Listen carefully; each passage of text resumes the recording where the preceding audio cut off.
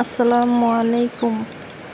আজকে আমি আপনাদের সাথে শেয়ার করব যে আমি আমার দেশি মুরগির বাচ্চাকে প্রাকৃতিক কী খাবার দেই। চলুন শুরু করা যাক।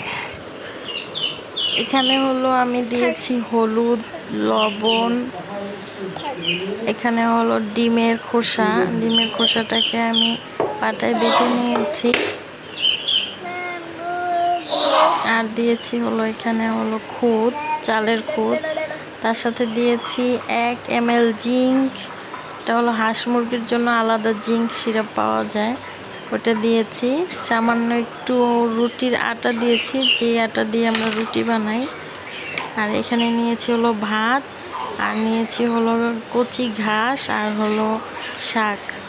যে শাকগুলো দেখবেন যে খেতে খামারে এভাবে হয়ে থাকে, ওই শাকগুলো এখানে নিয়েছি, একদম মিহি কুচি করে ধুয়ে তারপর কুচি করে নিয়েছি। এই শাকটা আর এই যে ঘাসের যে মিশ্রণটা, এটা আমার মুরগি অনেক বেশি পছন্দ করে, আর ওরা সবগুলোই খেয়ে নেবে।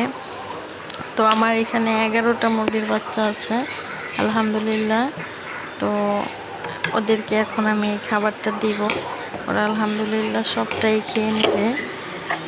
তো আপনাদের যদি দেশি মুরগি থাকে তাহলে আপনারাও দেশি মুরগিকে কিন্তু এইভাবে খাবার দিতে পারেন, তাহলে আপনাদের খরচও বাঁচবে, আর মুরগি আলহামদুলিল্লাহ অনেক সুস্থ থাকবে, ওদের শরীরে পুষ্টি হবে, রোগ প্রতিরোধ ক্ষমতা বাড়বে।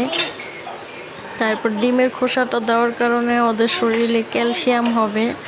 তো আপনারা চাইলে আমার মতো এইভাবে আপনাদের দেশি মুরগিকে খাবার দিতে পারেন। তো আমি আলহামদুলিল্লাহ আমার দেশি মুরগিকে সবসময় এইভাবে খাবারটা তৈরি করে দেই। তো এই তো দেখুন, আমার দেশি মুরগিগুলো কিন্তু এই সবটা খাবার খেয়ে নেবে। ওদের যখন 20 দিন 25 দিন বয়স, তখন থেকেই আমি ওদেরকে এই ঘাস দিয়ে খাবারটা দিই।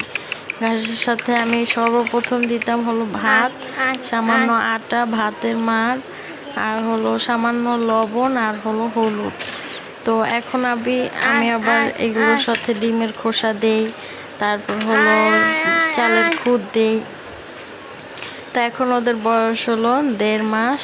আলহামদুলিল্লাহ আমার 12টি মুরগির বাচ্চা ছিল, একটি মুরগির বাচ্চা নিয়ে গেছে বিড়াল বা কিছুতে নিয়ে গেছে, আমি দেখিনি।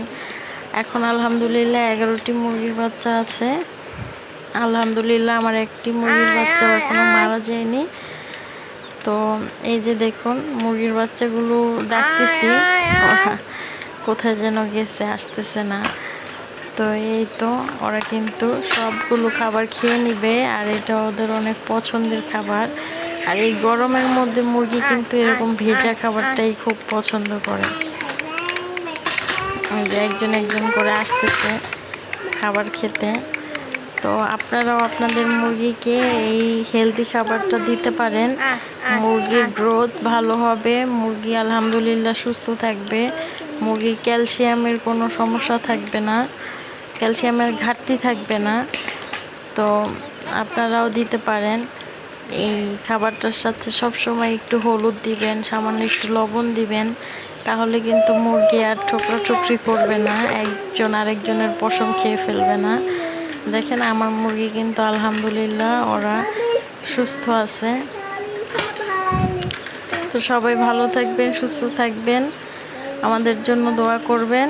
আসসালামু আলাইকুম।